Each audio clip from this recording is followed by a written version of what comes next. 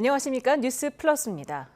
김민석 국무총리 후보자 청문회 첫날 여야는 서로를 향해 거친 말을 쏟아내며 충돌했습니다. 정작 후보자의 정책과 자질 검증은 겉핥기에 그쳤습니다. 강민경 기자입니다. 이재명 정부 초대 국무총리 후보자 청문회. 여야는 자료 제출을 두고 초반부터 격돌했습니다. 국민의힘이 먼저 채무 상환과 아들 유학비 송금 증빙 등 요청한 자료를 제대로 내라고 날을 세웠습니다. 전 배우자가 학비를 전액됐다. 전 배우자 및 아들에 대해서 개인정보 동의가 안 돼 있으면 물론이고 증인과 참고인 채택을 끝까지 거부했다는 비판도 쏟아냈습니다. 청문회는 묻고 듣는 회의인데 후보자는 묻지마 청문회를 만들었습니다. 저는 6년 전에 있었던 조국 청문회의 재방송을 보고 있는 것 같습니다. 민주당은 야당이야말로 자료 요구를 핑계로 후보자의 사생활을 침범하고 인신 공격을 단행한다고 반발했습니다. 자녀의 성적표, 학생 기록부, 전 배우자의 출입국 기록, 외국환 신고 필증, 왜 이런 게 필요합니까? 현금 출처를 집요하게 캐묻는 야당의 공세에는 마치 사건을 조작하는 검사 같다고 응수했습니다. 현금 유격을 쟁여놨다라는 식으로 조작하면 안 되는 겁니다. 이 자리가 사실 검사 취조실도 아니고. 양측의 감정이 격해지며 수차례 고성과 막말이 오갔습니다. 자, 조용히 하세요. 야, 조용히 해. 이렇게 이야기를 했습니다. 그에 대해서 제가 순간적으로 혼잣말로 미친 거 아니야? 이렇게 이야기를 했어요. 김민석 후보자는 총리직이 정치의 마지막이란 생각으로 전력 투구하겠다면서 혁신과 실용, 현장 소통형 총리가 되겠다고 약속했습니다. 국정 철학과 방향성, 능력 등 후보자 진짜 검증은 여야를 막론하고 거의 나오지 않았습니다. 국회는 하루 더 청문회를 진행한 뒤 임명 동의안을 본회의 표결에 붙입니다. YTN 강민경입니다. 김민석 총리 후보자에 대한 국회 인사청문회에서 야당의 파상 공세가 이어지고 있지만 대통령실은 청문회를 지켜보자는 분위기입니다. 김 후보자 관련 의혹이 이재명 정부의 초대 총리 후보자를 낙마시킬 정도의 사안은 아니라고 보는 기류도 감지됩니다. 취재 기자를 연결합니다. 강지론 기자. 네, 용산 대통령실에 나와 있습니다. 네, 지금 김민석 총리 후보자에 대한 인사청문회가 진행되고 있는데요. 대통령실 입장에 변화는 없는 거죠? 네, 그렇습니다. 재산 형성 과정과 자녀 대입 특혜 의혹 등 김민석 후보자를 향한 여러 논란에 대해서 대통령실은 청문회 과정을 일단 지켜보자 이런 분위기가 유지되고 있습니다. 야당은 파상 공세를 펼치고 있지만 김 후보자의 해명을 우선 들어봐야 한다는 취지입니다. 이재명 대통령 역시 최근 김 후보자 관련 의혹에 대해서 총리 청문회 과정에서 충분히 다 설명할 수 있을 거라고 생각된다면서 김 후보자에게 힘을 실어준 상태입니다.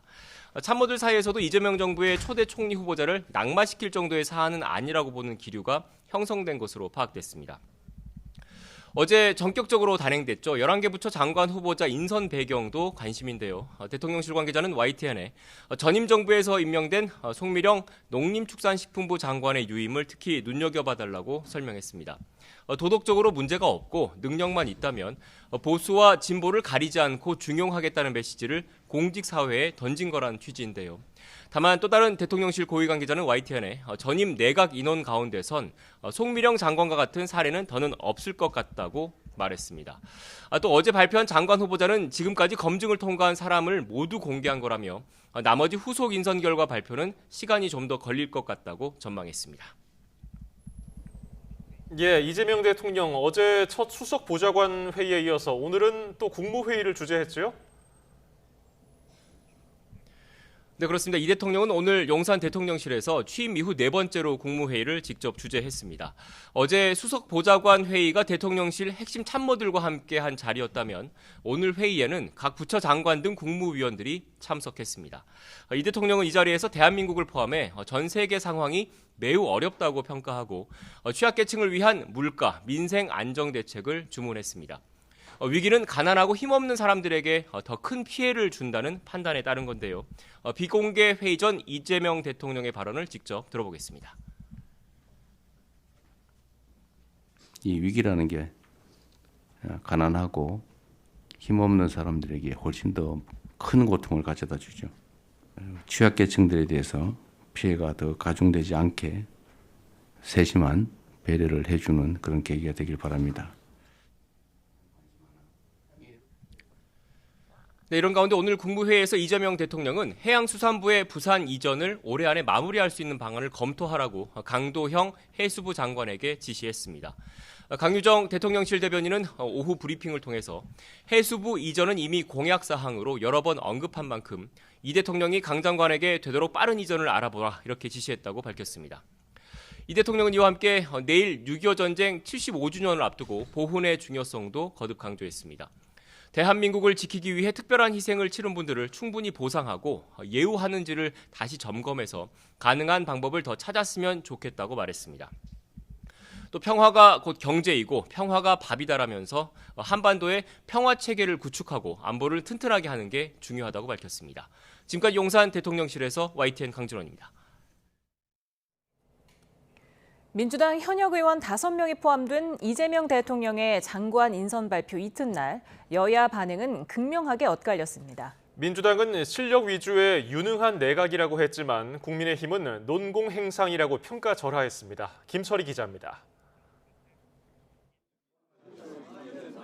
장관 인선 발표 다음 날 열린 민주당 의원총회는 축하연을 방불케 했습니다. 내각 합류를 앞둔 의원들이 회의장을 돌며 일일이 인사를 건네면서 시작부터 달뜬 분위기가 이어졌습니다. 장관 임명되신 분데 왜 인사를 할 시간을 좀 드리기 위해서 조금 이따 시작합니다. 이재명 정부 첫 내각에 대한 여당의 총평은 위기에 강한 실력 위주의 인사였습니다. 민생 위기와 중동발 위기에 즉각 대처할 수 있는 유능한 비상 내각이라고 평가합니다. 또 진보와 보수를 아우르는 통합과 실용, 개혁의 메시지가 인사에 담겼다며 국정에 전념할 수 있도록 야당도 인준에 협조해달라고 압박했습니다. 하지만 국민의힘은 감동이나 원칙에 더해 능력마저 없는 산무인선에 불과하다고 혹평했습니다. 능력이나 전문성보다 논공행상을 우선시한 인사라고 낙제점을 매긴 겁니다. 한마디로 내각이 아니라 더불어민주당 선대위와 같은 느낌을 받습니다. 김영훈 고용노동부 장관 후보자 지명에는 민주노총과 공동정부를 자처했다고 주장했고 통일부 정동영, 외교부 조연 후보자 등은 실패한 올드보이들의 귀환, 탈미 친중이 우려된다고 비판했습니다. 국민의힘이 송곳 검증을 벼르고 있는 가운데 청문보고서가 도착하지도 않았지만 국회 인준 전쟁은 이미 시작된 분위기입니다. YTN 김철입니다. 전국 농민의 총연맹은 오늘 대통령실 앞에서 기자회견을 열고 송미령 농림부 장관 유임 결정을 철회하라고 촉구했습니다. 전농은 송 장관이 임기 중 쌀과 농산물 가격 폭락을 방관하는 등 유임할 만한 실력과 성과가 없다고 주장했습니다. 또 앞서 자신이 윤 전 대통령에게 거부권 행사를 건의한 양국관리법을 새 정부 철학에 맞춰 다시 추진하겠다는 건 보신주의일 뿐이라고 지적했습니다. 이재명 대통령은 송미령 농림부 장관에게 자신을 반대하는 의견을 직접 듣고 설득해보라는 취지로 주문했습니다. 이 대통령은 국무회의에서 송 장관에게 유임된 장관으로서 이견이 있다면 적극적으로 들어보고 갈등 조정에 직접 역할을 하라고 제안했다고 강유정 대통령실 대변인이 밝혔습니다. 이는 농민단체와 범여권 반발이 잇따르자 직접 해결에 나설 것을 당부한 것으로 풀이됩니다. 네, 방금 들어온 소식 전해드리겠습니다. 내란 특검이 윤석열 전 대통령에 대해서 특수공무집행 방해죄 등으로 체포영장을 청구했다는 소식이 들어왔습니다. 예, 보다 자세한 내용은 이어지는 뉴스에서 전해드리겠습니다.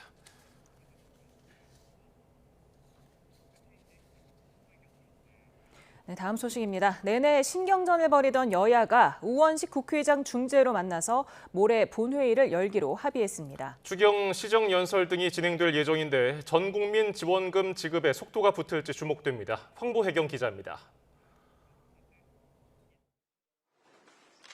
더불어민주당 김병기, 국민의힘 송원석 원내대표가 우원식 국회의장과 손을 맞잡고 나란히 섰습니다. 새로 선출된 여야 지도부와의 첫 상견례 자리에서 우 의장은 지금은 외부 위기에 맞서 국회가 힘을 모아야 할 때라고 강조했습니다. 여야 간 입장 차이도 있겠습니다만 국민의 근심을 덜어드리고 또 국가를 안정시킬 수 있는 방법이 무엇인지.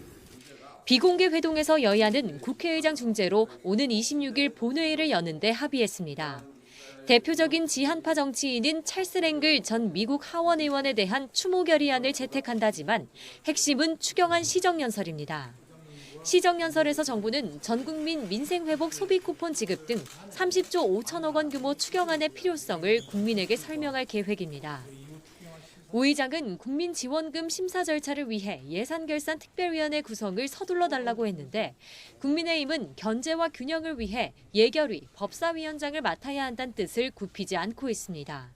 추경 심사를 위해서 예결위가 구성이 돼야 되기 때문에 예결위 의원들의 명단을 26일까지 제출해달라 그 말씀하셨고요. 법사위원장을 가져가는 게 기존의 간행이었고 이런 부분들이 해결이 되어야지만 여야가 좀 더 소통의 문을 열고 협치에 협조할 수 있는 게 아닌가라는.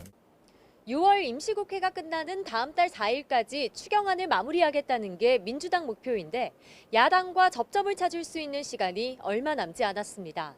YTN 황보혜경입니다. 숙명여대가 윤석열 전 대통령의 부인 김건희 여사의 석사 학위를 취소했습니다. 표절 의혹이 제기된 뒤 3년이 넘어서야 학위를 취소한 건데 김 여사에게 박사 학위를 수여한 국민대도 학위 취소 절차에 착수했습니다. 윤태인 기자입니다. 숙명여대가 김건희 여사의 석사 학위를 취소한다고 밝혔습니다. 지난 2021년 김 여사의 석사 학위 논문 파울 클레의 회화의 특성에 관한 연구가 표절 논란에 휩싸인 지 3년여 만입니다. 윤석열 정부 내내 논란이 이어졌지만 숙대는 계엄 정국이던 올해 2월에야 표절이라는 판단을 내놨습니다. 하지만 지난 2015년 신설된 규정을 1999년 제출된 김 여사 논문에 소급 적용할 수 없다는 주장에 징계는 늦어졌고 결국 학칙을 바꿔 학위 취소 근거를 만들었습니다.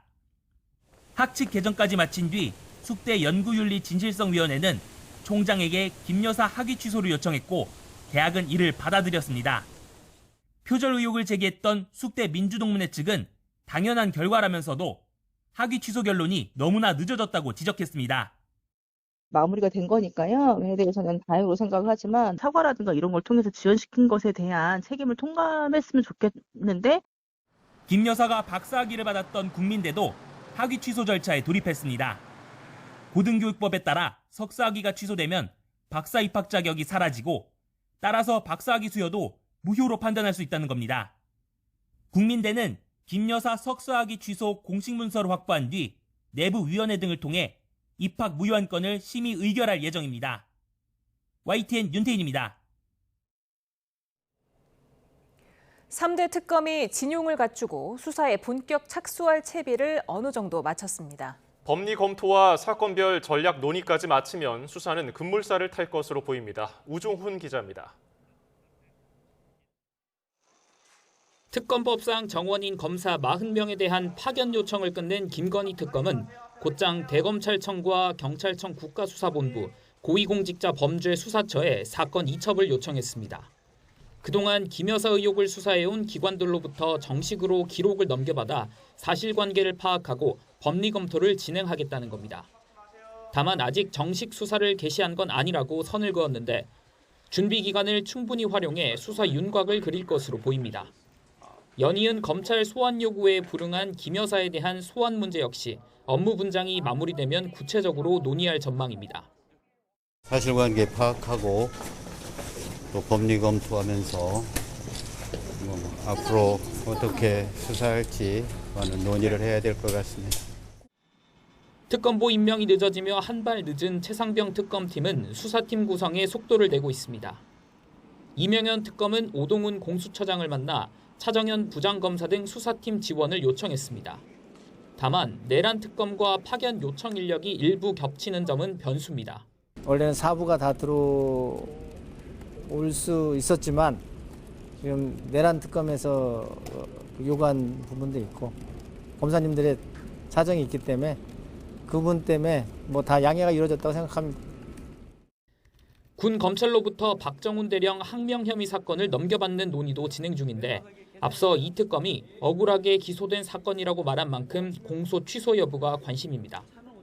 내란 특검은 증거인멸 우려에 대한 추가 의견서 등을 제출하며 한 차례 연기된 김용현 전 장관의 구속 신문 준비에 집중했습니다.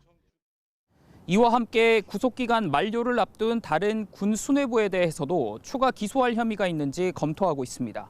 YTN 우종훈입니다. 내란 특검이 가장 먼저 추가 기소한 김용현 전 장관의 재구속 여부가 이르면 내일 결정될 것으로 보입니다. 석방을 코앞에 둔 만큼 김 전 장관 측의 저항이 거센데 내란 특검이 첫 단추를 잘 끼울 수 있을지 주목됩니다. 김영수 기자입니다. 비상계엄 선포 닷새 만에 검찰에 자진 출석한 김용현 전 장관은 지난해 12월 27일 가장 먼저 재판에 넘겨졌습니다. 이후 출범한 내란 특검, 구속기한 6개월 만료로 석방을 앞둔 김 전 장관을 가장 먼저 추가 기소하며 수사에 신호탄을 쐈습니다. 특검 수사의 첫 시험대인 셈인데 시작부터 만만치 않습니다. 특검법에 따라 준비 중에는 기소할 수 없다는 김 전 장관 측 주장에 특검팀은 20일 이내인 준비 기간을 절반 이상 포기하고 필요한 절차를 진행했다고 반박했습니다. 기소 효력을 멈춰달라는 집행정지 신청부터 절차 하나하나에 문제를 제기한 김 전 장관 측은 추가 구속영장 발부를 위한 신문에서 더 강하게 저항했습니다. 특검보 자격까지 걸고 넘어졌고 재판부 앞에서 공소장만 보고 구속 여부를 판단하려 한다며 불공정 재판이라고 주장했습니다. 특검팀은 일단 변호인 주장에 휘말리지 않고 일일이 대응하는 걸 자제하는 분위기입니다. 검찰 특수본 출신이 내란 특검에 일찌감치 파견돼 수사 과정부터 재판 절차까지 대부분의 법적 수단을 동원하는 김 전 장관 측 대응 방식이 공유됐을 걸로 보입니다. 구속영장 발부를 위한 신문은 한 차례 연기돼 내일 열리는데 주요 피고인들이 석방을 앞둔 데다 준비 기간까지 반납하며 내린 결정인 만큼 신문 결과에 따라 내란 특검팀의 수사 초반 분위기가 좌우될 것으로 보입니다. YTN 김영수입니다. 트럼프 미 대통령이 이스라엘과 이란이 휴전에 합의했다며 24시간 뒤 10일 전쟁의 종식을 선언했습니다. 트럼프 대통령의 발표에 앞서 이란은 카타르 내 미군 기지를 공격했는데 미국의 사전 통보에서 인명피해는 없었습니다. 워싱턴 홍상희 특파원입니다.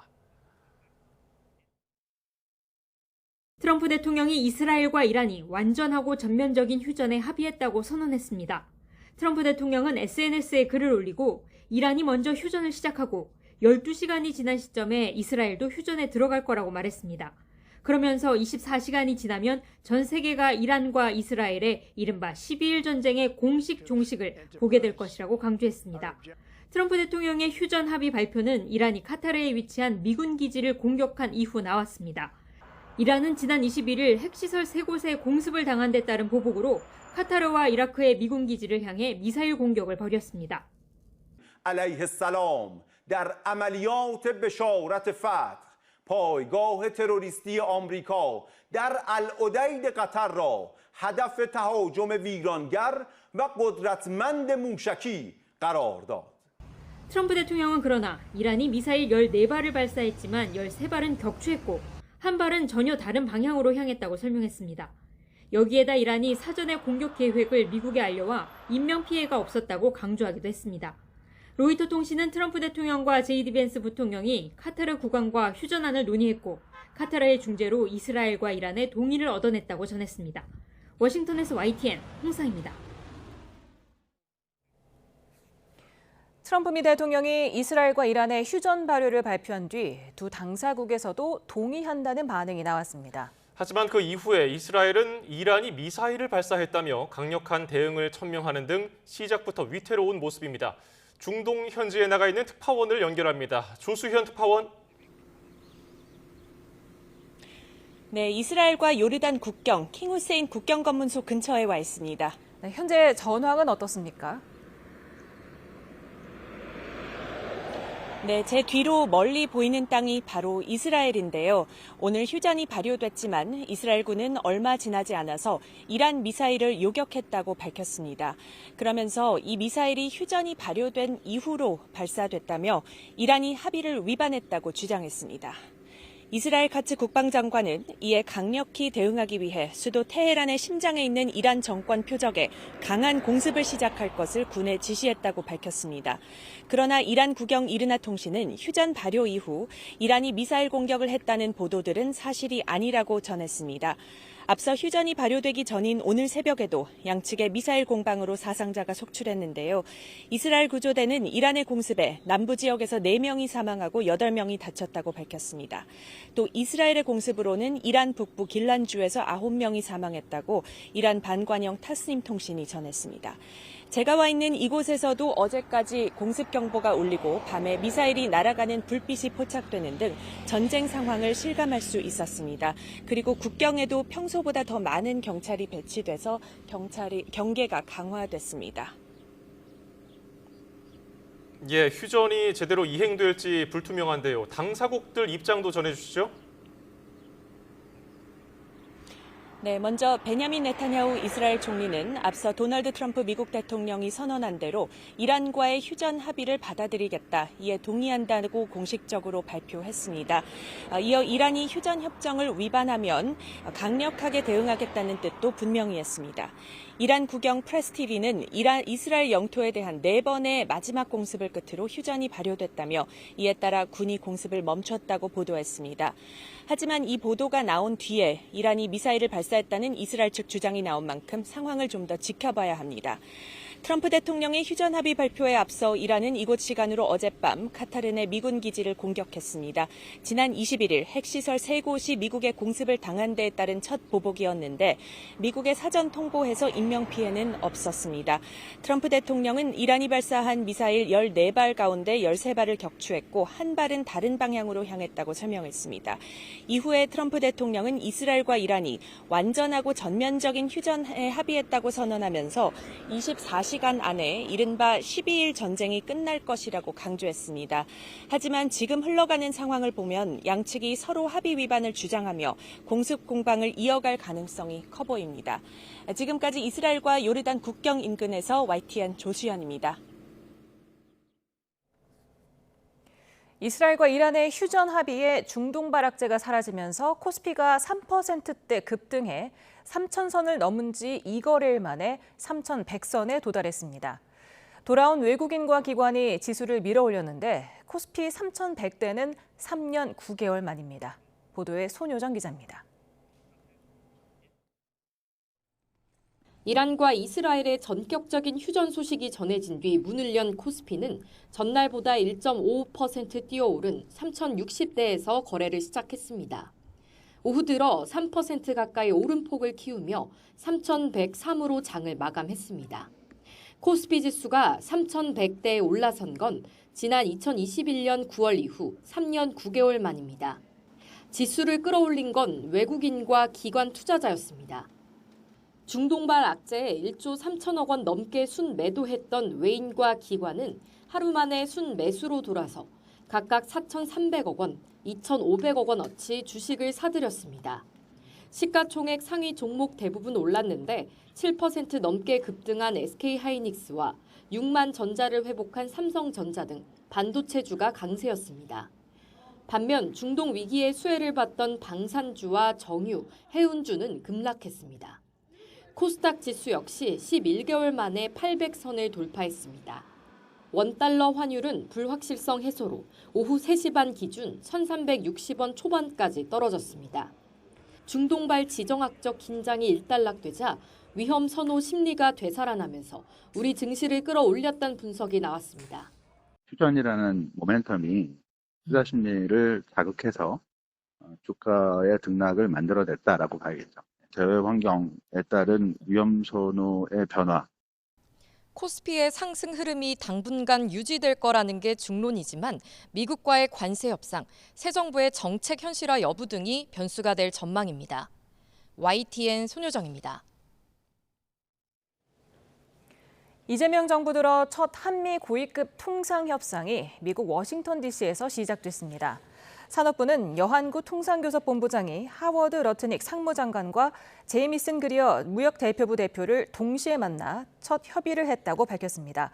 이 자리에서 여 본부장은 한국에 대한 상호관세 25%와 자동차, 철강 등 품목관세 면제의 중요성을 다시 강조했습니다. 해킹 사태로 신규 영업이 중단됐던 SK텔레콤이 50일 만에 영업을 전면 재개했습니다. SK텔레콤이 본격 신규 영업에 나서면서 통신사 가입자 유치 경쟁이 뜨거워질 전망입니다. 최아영 기자입니다. SK텔레콤이 신규 영업을 재개한 첫날, 매장 앞에는 해킹 안심 안내문과 함께 신규 고객 유치를 위한 광고가 새로 생겼습니다. 신규 영업이 중단된 지 50일 만으로 정부는 유심 교체 대란이 어느 정도 해소됐다고 보고 영업을 다시 허락했습니다. 예약을 해놓고 줄을 서가지고 며칠 기다려야 된다고 그랬어요.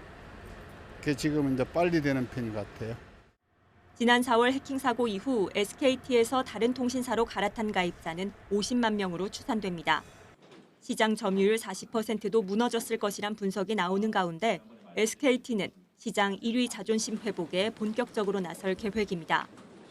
신규 중지 기간에 좀 상당히 긴 시간이었습니다. 그래서 그 부분에 있어서 일단 좀 더 정상화를 빨리 하기 위한 그런 준비들을 하기 위해서 지금 최선을 다하고 있고요. KT나 LG U+도 가만히 고객을 뺏길 수 없는 만큼 단말기 보조금을 대폭 올리는 등 공격적인 영업에 나설 가능성도 있습니다. 특히 다음 달 22일부터 과열 경쟁을 막기 위해 단말기 지원금 규모를 제한한 이른바 단통법이 폐지되면서 보조금 전쟁에 기름을 부을 전망입니다. 여기에 다음 달 초에는 신규 가입자 모집을 위한 절호의 기회인 삼성전자의 신형 휴대전화 출시도 예정돼 있습니다. 소비자 입장에선 보조금을 많이 받으면 좋겠지만 과열 경쟁에 따른 우려도 나옵니다. 보조금으로 지급되는 그런 그 코스트를 소비자의 어떤 그 통신료 부과라든지 서비스의 좀 질 저하로 좀 전이시키지 않을까 하는 우려감이 있거든요. SKT의 영업 정상화와는 별개로 정부는 조만간 해킹 사고 조사 결과를 발표할 예정입니다. SKT도 이를 전후해 해킹 사고로 인한 위약금 문제 등 가입자 보상 방안을 내놓을 계획입니다. YTN 최아영입니다.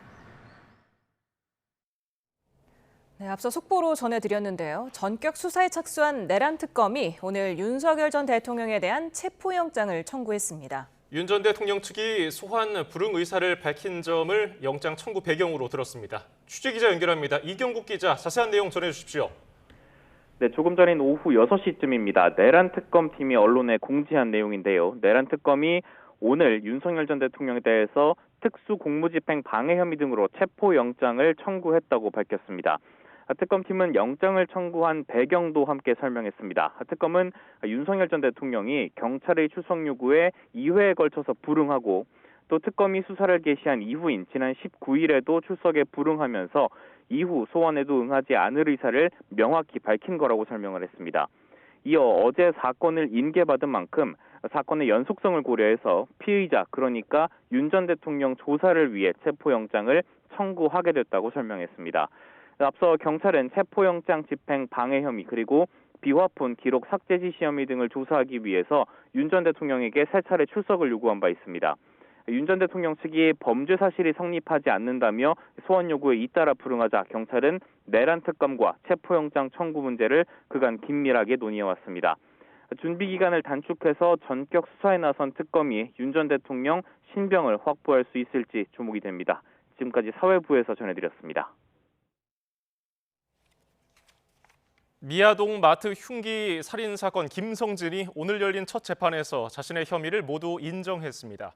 재판을 지켜보던 유족들은 김성진을 사회에서 영원히 격리해달라고 호소했습니다. 배민혁 기자입니다.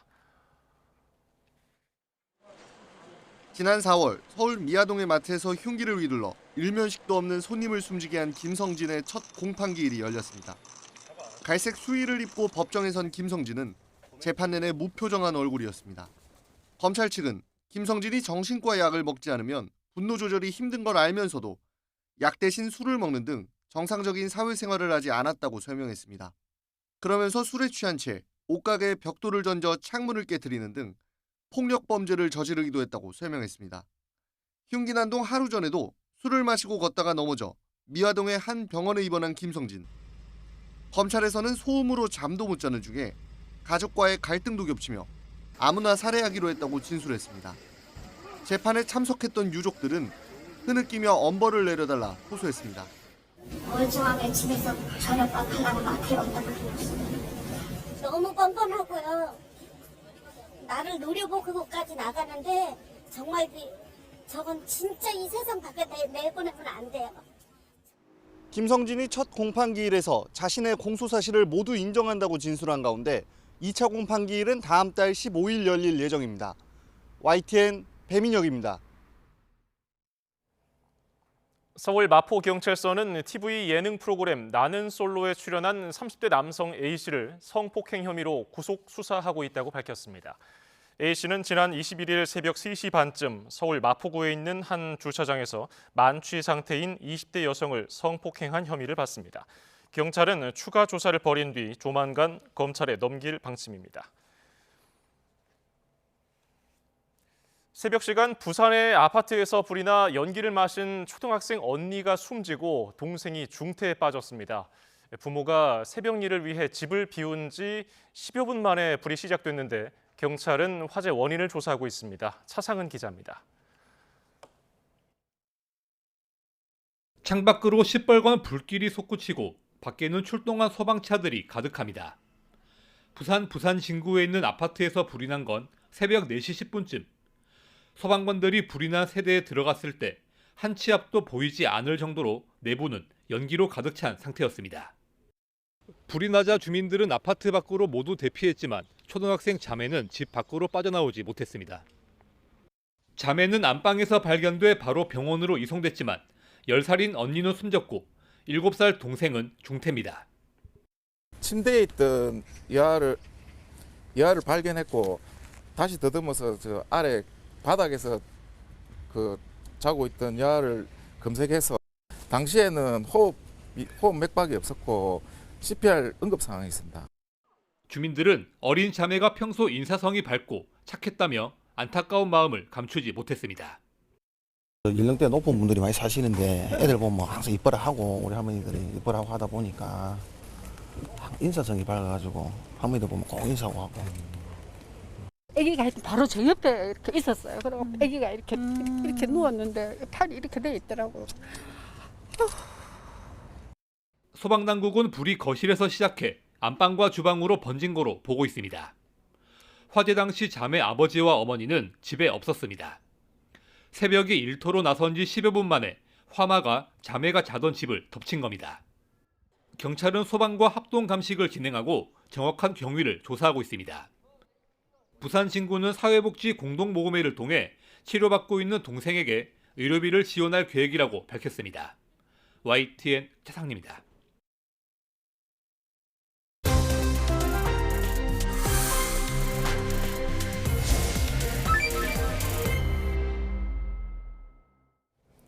네, 이슈 플러스 오늘의 전국 상황 조기현 더불어민주당 법률위 부위원장, 이준우 국민의힘 대변인과 살펴보겠습니다. 어서 오세요. 네. 안녕하세요. 네, 김민석 국무총리 후보자에 대한 인사청문회가 오늘 내일 이틀간의 일정으로 시작이 됐습니다. 시작부터 고성과 막말이 오고 갔는데요. 어떻게 보셨습니까? 일단 어느 정도 예상이 됐죠. 야당이 그동안 계속 김민석 후보를 공격해 오면서 이런 청문회가 될 거라고는 예상해 왔습니다. 더군다나 이제 증인 신청 과정에서 합의가 이루어지지 않았기 때문에 결국 인사청문회를 통해서 지금까지 제기된 의혹을 사실상 사실화시키려는 방식으로 몰고 가야 되기 때문에 일단 인사청문회 시작 시점부터 자료 제출 문제라든가 증인 채택 문제를 가지고 설전을 벌일 것으로 보여졌는데요. 일단 종합적으로 보면 이런 정도의 준비와 질문을 할 거였으면 증인을 굳이 채택하지 않았어도 될 것 같다라는 생각이 들었습니다. 증인은 후보자와 관련된 능력, 자질, 도덕성 관련해서 필요할 때 부르는 것이지 무조건 증인과 청권이 있어야 된다 이런 건 아니지 않습니까? 그런데 오늘 질문 나오는 내용들을 보면 이 돈과 관련된 것, 그리고 아들 학비 관련된 것, 그리고 김민석 후보자의 학위 관련된 내용들이었는데 김민석 후보자의 답변을 통해서 충분히 해명되고 있다고 보여지고 그 외에 관련된 지금 국민의힘 의원들이 거론한 인물들을 불러서 물어본들 새로운 답변을 얻기가 어려웠을 겁니다. 그런 면에서 보면 그분들 불러놓고 결국에 망신 주고 몰아치고 공격하고 그런 자리가 될 것이 뻔했다는 게 오늘 확인이 됐기 때문에 이제 그런 과정 때문에 민주당은 국민의힘이 요구하는 증인을 받아들일 수 없었다. 그렇게 봤습니다. 예, 증인이 필수는 아니라는 게 민주당 입장인데요. 어떻게 보셨습니까? 저는요, 이번에 제출 자료도 없었고 증인도 없었고 참고인도 없었던 산무청문회였다라고 이렇게 말씀드리고요. 이렇게 의혹이 많은데도 불구하고 이제 파파 돈이라는 얘기까지 나올 정도로 파도 돈 의혹이 끊임없이 나온다 이런 얘기가 나왔었는데 돈 관련돼서 의혹을 해명하라라고 했더니 해명 자료를 전혀 제출하지 않고 본인 입으로만 얘기를 합니다. 입으로만 얘기하면서 내 말을 믿어달라. 증빙 자료 어디 있냐? 증빙 자료는 제출하기 어렵다라고 하는 인사청문회를 하는 거 과연 국민들이 현재 김민수 후보가 가지고 있는 돈 관련 의혹들을 다 납득할 수 있을지 의문이라는 생각이 들고요. 특히 중국의 출입국 기록 자료를 본인이 스스로 공개했는데 이게 원래 출입국 관리 자료 관리국에 요청하면 나오는 공식 자료가 있습니다. 그 공식 자료를 공개해야지 이게 공신력이 있는 건데 그러지 않고 본인이 날짜를 편집한 그런 자료만 공개를 했습니다. 그래서 그 날짜가 과연 진실인지 알 수 없는 상황인 거고 또는 이제 실제로 출고하지 않은 날짜를 본인이 그 허위로 이제 기입했을 수도 있기 때문에 그 자체가 신빙성이 없다. 즉 청와대를 다녔는지 안 다녔는지 확인할 수 있는 방법이 없는 상황이다 말씀드리고요. 또 자녀에 꽂혀 있는 의문의 1억 5천만 원. 자녀의 계좌에 꽂혀있는 1억 5천만 원에 대해서 5개월 사이에 5개월 전에는 자녀 재산이 없다고 신고했는데 5개월 뒤인 2020년 5월에 자녀 재산을 신고하면서 1억 5천을 신고했는데 그게 어디서 왔느냐 소명하라니까 그거는 소명할 수 없다. 개인정보 하면서 또 소명을 안 해요. 자, 이게 만약에 선례가 된다 그러면요. 앞으로 부정한 돈이 있으면 본인이 직접 받는 게 아니라 자녀 계좌로 받으면 된다. 그런 의미가 되는 거 아니겠습니까? 그래서 이건 굉장히 나쁜 선례가 될 수 있기 때문에 반드시 이런 검은 돈이 있는 의혹에 대해서는 검증이 필요하다 말씀드립니다. 네, 말씀드리는 대로 김민석 후보자의 재산 형성 과정, 또 자녀 특혜 의혹 등 청문회 쟁점을 두고 여야가 첨예한 대립을 벌였는데요. 현장 목소리 잠깐 듣고 오겠습니다. 타조가 모래에 머리를 묻는다고 큰 몸통이 안 모입니까? 저는 6년 전에 있었던 조국 청문회의 재방송을 보고 있는 것 같습니다. 당시 청문회에서는 증인이 딱 한 명 출석했고 자료도 제대로 갖추지 못했습니다. 다루는 의혹도 오늘과 매우 닮았습니다. 증인 참고인은 이 청문회를 원만하게 하기 위해서 필요한 조건이지 필요 충분 조건이 아님을 다시 한번 말씀드리고 명예를 훼손한다거나 마치 범죄자 취급하는 것은 이후에 청문 과정에서도 지양해 주실 것을 위원장님께서 진행 과정에서 각별히 신경 써줄 것을 다시 한번 말씀드리고요. 코넬대 유학자금 관련 자료 요구를 했더니 장남에게 송금된 외국한 신고 내역이 없다라고 왔어요. 신고 내역이 없다는데 그러면 장남은 어디서부터 돈을 받아서 코넬대 학비를 지급한 것입니까? 이혼한 전 배우자와의 사이에 양육비를 일종의 부담하는 형태인데 보통 통상적으로는 부부가 반반씩 내는 게 일반적입니다. 우리 후보자가 강신성 씨로부터 이 유학 비용을 받았던 전력이 있어요. 그래서 이게 지금 제3자가 어떤 유학 자금이 된 것이 아닌지 하는 국민적 의혹이 있는 겁니다.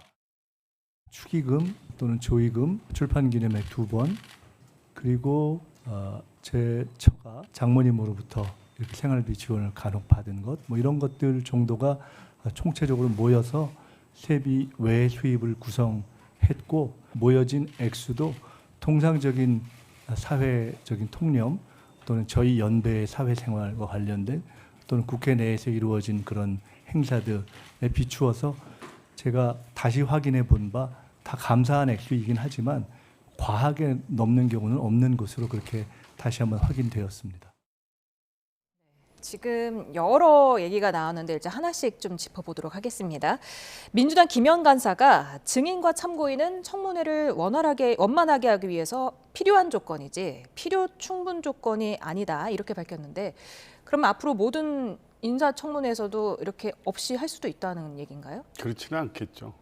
협의 과정의 뭐 세부 내용까지 제가 알 수는 없습니다만 논의되는 경과에 대한 이 민주당 인사청문위원들의 설명을 보면 일관되게 어떤 그 의혹 내지 이 부분을 그 해명을 듣기 위한 증인 이걸 계속 유지하면서 서로 대화하고 협의해서 적정하게 좁혀가는 과정이 아니라 최초 부르겠다는 증인들이 이 망신주기, 모욕주기 이런 성격으로 비춰지는 분들을 딱 세워놓고 무조건 채택해달라고 요구를 하다가 그것도 이 기한, 그러니까 5일 전 송달 기한 직전에 또 바꿨다는 겁니다.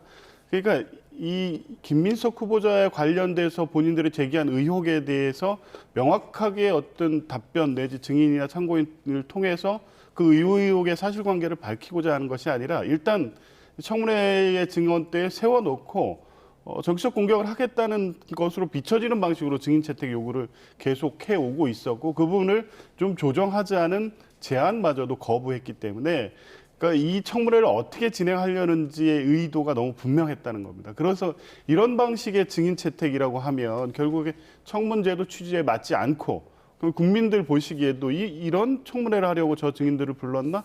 이렇게 될 수밖에 없다는 판단이 있었다는 겁니다. 과거 청문회에서 이 사실 증인 없는 청문회라는 게 없었죠. 그건 여야가 다소 불리하더라도 받아들일 만한 이 합리적 제안이 있었기 때문에 서로 양보를 해서 이 합의를 해서 이 결정을 하는 건데 이번만큼은 그러기 어려웠다는 겁니다. 그러니까 맹목적으로 김민석 후보자를 보호하기 위해서 무조건 증인 없는 청문회를 하겠다 이런 입장이 아니라 국민의힘이 요구하는 증인들이 사실 지금까지 해왔던 인사청문 기준에 맞추어서도 실제 이 필요한 증인이 아니라고 판단할 수밖에 없었던 사정이 있는 걸로 알고 있고요. 오늘 청문회를 보더라도 아까 말씀드렸던 것처럼 국민의힘이 요구했던 증인들이 없었더라도 내용과 결과에 큰 차이가 없는 청문회였을 거라는 판단을 하고 있는 것 같습니다. 예, 김 후보자를 둘러싼 여러 가지 의혹 중에서 소득을 훨씬 뛰어넘는 지출이 의혹 제기가 됐었는데 한 7억여 원 정도라고 합니다. 조의금으로 1억 6천만 원, 출판 기념회에서 2억 5천만 원, 그리고 처갓집에서 장모에게 2억 원 정도. 이게 어느 정도 재산 증식 과정이 해명이 된 겁니까? 전혀 그렇지 않죠. 지금 본인이 얘기했던 거 보면 사실 결혼할 때 축의금을 받은 것도 얘기를 합니다. 그런데 그때 결혼할 때 본인이 축의금 사양합니다 하면서 본인이 SNS에 올렸었어요. 그리고 그 당시에 결혼할 때 두 번째 결혼입니다. 두 번째 결혼은 보통 처음 결혼할 때 축의금을 받죠. 많이 받을 수 있습니다. 근데 두 번째 결혼할 때는 보통 사회 상규상 축의금을 받지 않는 게 상규입니다. 그렇다 그러면 축의금 그래도 내는 사람이 있을 겁니다. 그래서 축의금 받긴 받아도 그렇게 규모가 많지는 않을 것이다라고 보는 게 상식적인 거죠. 두 번째로 또 조의금을 받았다 그랬는데 조의금은 이제 한마디로 장인어른이 돌아가신 그 조의금인데 장인어른 처갓집에서 상이나면 보통 상식적으로 처갓집에서 대부분 가져가지 않습니까? 그걸 사회한테 나눠주는 그런 게 상식적으로 좀 있습니까? 굉장히 좀 의문스러운 해명이라 생각이 들고요. 또 하나 본인이 지금 장인어른 장모한테 생활비를 2억 정도 받았다고 그러는데요. 자, 지금 본인 나이가 이렇습니다. 61세입니다. 61세가 어떻게 되냐면 저희 연배의 사회생활과 관련된 그 정도의 규모의 돈을 받았다 이렇게 얘기를 하는데요. 5년 전부터 돈을 받았다고 했으니까 약 56세에서부터 장모 집에서 생활비를 200~300씩 받았었다. 근데 그 규모가 2억이다라고 얘기합니다. 참 편하게 설명하는데요. 이렇게 처갓집에서 56세에 생활비 꾸준히 받았었다? 왜 그렇게 해야 되죠? 왜냐하면 그때 5년 전에는요. 김민석 후보가 국회의원으로서 월급을 받고 있을 때입니다. 매달 거의 900만 원 가까운 월급을 받고 있는데 추가로 장모가 200만 원 더 줬다는 겁니까? 이게 말이 상식적으로 되지 않지 않습니까? 그리고 또 하나 출판 기념회 얘기하는데요. 제가 출판 기념회 2번 열린 사진을 다 봤습니다. 본인이 옛날 찍어 놔서 공개된 사진이 있더라고요. 그렇게 사람이 많지가 않습니다. 물론 오지 않고 낸 사람이 있다고 하더라도요. 그 규모가 1억이 훨씬 안 돼 보이는데 두 개 합해서 2억 5천이다. 저는 이거는 출판사 사장을 불러가지고 실제로 그렇게 냈는지 확인할 필요가 있다는 말씀드립니다. 그리고 또 하나 본인이 부채를 졌는데 강신성 씨라는 분이 과거에 김민석 후보에게 2억 5천만 원을 줬습니다. 그 때문에 김민석 후보가 유죄 판결을 받았었는데요. 또다시 1억 4천만 원을 줬습니다. 그런데 놀랍게도 이자가 한 번도 납입된 증빙 서류가 없습니다. 본인은 받았다고 하지만 입증 서류는 없는 상태고요. 만기가 되고 나서 또 상환 독촉도 안 했습니다. 총 7년 동안 그냥 1억 4천이 건너간 상태이고 이자도 내지 않고 있었다. 그런데 국무총리로 지명된다는 소문이 나니까는 바로 돈을 빌려서 갚았다. 자, 그렇다 그러면 이게 처음부터 받을 의도가 있는 의사가 있는 돈이었는지 불법 정치자금을 제공했다가 이게 언론에 보도가 다니까 부랴부랴 갚은 돈이 아니었는지 이런 부분을 따져봐야 되는데 이런 걸 따질 수 있게 증인으로 나왔어야 되는데 증인은 나오지 않은 거 굉장히 잘못됐다. 즉 다시 말해서 5억의 소득이 있었지만 13억의 지출이 확인된 상태에서 과연 8억이나 되는 돈이 어디서 왔느냐 추가로 소명할 필요가 있다. 그런 말씀드립니다. 네. 김민석 후보자는 그러니까 축의금으로 약 1억 원, 조의금 1억 6천만 원, 출판 기념회 이 두 차례 수입이 2억 5천만 원이라고 밝히면서 이렇게 모인 액수가 사회적인 통념에 비추어서 확인해 본 결과 과하게 넘는 경우는 없었다 이렇게 밝혔는데 같은 판단이십니까? 그렇죠. 그건 뭐 일반 국민의 상식에서는 정치인들은 저 정도 받는구나라고 생각할 수 있습니다. 그런데 이 문제 제기하는 국민의힘 의원님들 국회 안에서 이루어지는 활동들 통해서 본인 자신도 그렇고 저게 이상하게 이례적으로 많이 받았거나 여기 그 금액이 과장됐거나 내지는 거기에 불법적인 자금이 섞여 들어갔거나 이렇게 생각하실 분은 없을 겁니다. 통상 그렇게 해왔지 않습니까? 그래서 자꾸 이런 방식으로 추정과 추측, 상식에 비춰 맞지 않느냐는 식으로 문제 제기를 하니까 그러면 국민의힘 의원님들은 그동안 경조사 받은 것 그리고 출판기념회 한 것 왜 이 재산신고 때 안 넣었습니까? 라고 문제 제기를 안 할 수 없는 겁니다. 이현주 의원이 그래서 국민의힘 의원들 특정해서 제기를 했죠. 여기에 답변 못 하실 겁니다. 자, 그래서 이 수입이 그렇게 발생한다는 부분에 대해서 이게 터무니없는 금액이다 이렇게 생각 안 하실 거고요. 최초 1억 4천 4인간 채무 그러니까 추징금에 대한 누진 가산세를 갚기 위해서 더 이상 어떻게 할 수가 없으니까 여러 사람한테 이렇게 빌린 돈이었던 겁니다. 그런데 국회의원이 되면서 세비 수입이 생기고 그리고 지금 설명했던 축의금, 출판기념회 등을 통해서 6억가량의 추징금을 갚아나가는 과정은 2020년부터 2024년 김민석 의원이 재산신고한 내역에 그대로 드러나 있고 그럼 그 돈은 어디서 난 거냐에 대한 설명은 된 거 아닙니까? 이걸 납득하지 못하는 설명이라고 받아들여지지 않음에도 불구하고 이제 계속 공격하는 겁니다. 지금 제기하는 의혹은 그래서 최초 이 김민석 후보자의 돈에 문제가 있다고 하면 불법 정치 자금의 유입 흐름에 대해서 어느 정도 개연성이 있거나 구체적인 증거를 갖고 얘기를 한다고 하면 김민석 후보도 설명 못할 겁니다. 그런데 이렇게 돈이 안 맞아. 차용증을 썼는데 안 갚으려는 의도로 쓴 거 아니야. 이렇게 추측을 통해서 다 의혹이라고 얘기하고 있으니 이건 언제까지 어느 방식으로 해명할 수 있는 건지 의문이고요. 학위 관련해서도 칭화대는 중국 최고의 명문대학입니다. 그냥 허투루 학위 주는 대학 아닌 거 다 아시지 않습니까? 그리고 출입국 기록 제시했고요. 논문도 다 공개돼 있어서 알고 있습니다. 그러니까 이게 부실한 논문이거나 허위 논문이거나 아니면 제3자에서 대리제 작성됐다거나 이런 어떤 구체적인 어떤 내용을 가지고 비판한다고 하면 그거는 아주 정확한 설명이 필요하겠죠. 그런데 비행기 제대로 탄 거야? 칭화대 가가지고 수업은 제대로 받은 거야? 이런 식으로 계속 문제 제기를 하시면 문제 제기를 한 거에 대한 답변을 하면 또 꼬리를 물고 다른 문제 제기를 하는 방식으로 지금까지 이어져 왔습니다. 이제 그런 부분이 적어도 오늘 청문회 문답을 통해서 어느 정도는 해소가 됐다고 보여지고 내일 아마 관련해서 추가적인 질문을 한다고 하면 그에 대해서도 또 납득할 만한 설명을 할 수 있을 것으로 봅니다. 예. 제가 좀 더 말씀드려도 될까요? 네네. 칭화대 말씀을 드리는데 제가 칭화대 본인이 공개한 출국 날짜 그걸 확인해 봤습니다. 확인해 보니까 2009년도에 가을에 총 14주가 있는데 그중에 중국으로 간 주는 7주밖에 없습니다. 즉 전체 수업 중에서 절반밖에 수업에 참여 안 했다라고 확인이 되는 거고요. 그다음에 2학기에는 아예 중국으로 출국한 적이 없습니다. 그러니까 한 번 딱 입학식 하기 전에 개학하기 전에 한 번 2월 말에 출국한 적이 있는데 그 이후는 아예 출국을 안 했습니다. 왜 안 했습니까? 부산시장 선거 경선에 출마한다고 출국을 안 했었습니다. 그런데 경선이 나중에 5월 중순에 떨어집니다. 그러면 그 이후에 있는 수업이라고 들어야 되지 않습니까? 근데 그 이후에도 중국으로 출국 안 합니다. 즉 한 학기 총 2학기가 있는데 한 학기는 절반밖에 다니지 않았고 나머지 학기는 아예 통으로 다니지 않았었습니다. 그런데도 학위가 나왔습니다. 중국 최고의 명문 대학이라고 하지만 이렇게 학교도 다니지 않은 학생에게 학위를 준다는 거 이거는 굉장히 의심스러운 부분이 있다고 말씀드릴 수밖에 없고요. 또 하나 논문을 쓸 때 탈북자에 대해서 배신자, 그다음에 도망자 이런 표현을 쓰는데 그거는 북한의 입장에서 표현을 하는 거지 우리 대한민국 정상적인 국민의 입장이라면 인권이라든가 배고픔을 견디지 못해서 인권 핍박과 배고픔을 견디지 못해서 북한에서 나오는 사람들을 북한 정권에 대해 배신자라고 부를 수는 없는 거 아닙니까?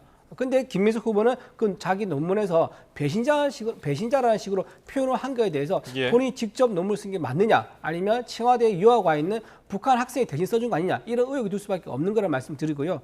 그리고 가장 중요한 거, 교회 헌금을 2억을 냈습니다. 그런데 1억 4천만 원을 또 강신성한테 빌립니다.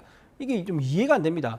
하나님이 11조를 낼 때는 본인이 성심을 다해서 나에게 헌금하라라는 취지였을 겁니다. 그런데 남한테 빌릴 돈 있는 거 갚지 말고 나한테 헌금하라, 그런 뜻은 아닐 겁니다. 성경에 그런 내용은 나와 있지가 않겠죠. 그래도 불구하고 남의 줘야 될 돈을 갚지 않고 교회 헌금 2억을 냈다, 상식에 부합하지 않고요. 또 하나, 아들에게 이용에 대한 학비가 나가는데 그거를 전액 부인이 혼자 다 감당했다? 보통 이혼하면 반반 부담하는 게 상식입니다. 그런데 만약에 그걸 전 부인에게 다 떠넘겼다면 그런 배드파파가 될 수 있는 거죠. 그래서 사실이 아닐 거라는 가능성이 높습니다. 그렇다면 본인이 학비에 부담했을 건데 그 학비가 어디서 출처가 됐느냐, 그걸 밝힐 필요가 있는 거고, 정말로 전 부인이 다 부담했다 그러면요, 전 부인과 그때 합의한 내용이 있을 겁니다. 양육이라든가 학비에 대한 합의 각서, 그거를 공개하면 될 일인데 그것도 공개하지 않고 있다. 이렇게 의혹이 꼬리에 꼬리를 물고 있는 상황이라고 말씀드립니다. 딱 한 가지만 이 학위 관련해서요. 일단 칭화대에서 법학 석사 학위 논문은 나왔습니다. 그럼 국민의힘이 지금 지적하거나 비판하거나 의혹 제기하는 부분은 뭐죠?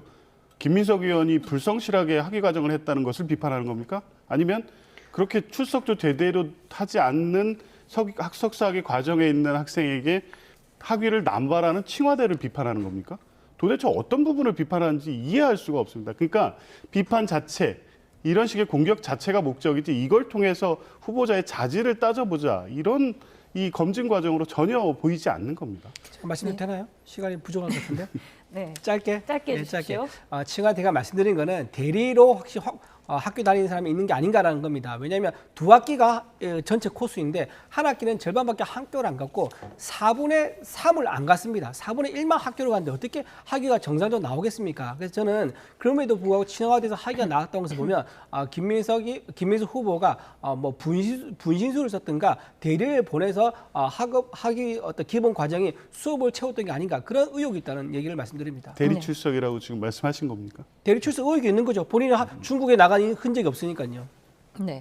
지금 말씀 조금 전에 하셨던 것 중에 2018년에 같은 형식의 차용증을 쓰고 11명으로부터 1억 4천만 원을 빌렸었는데 이제 총리 후보자로 지명이 되고 난 이후에 갚지 않았습니까?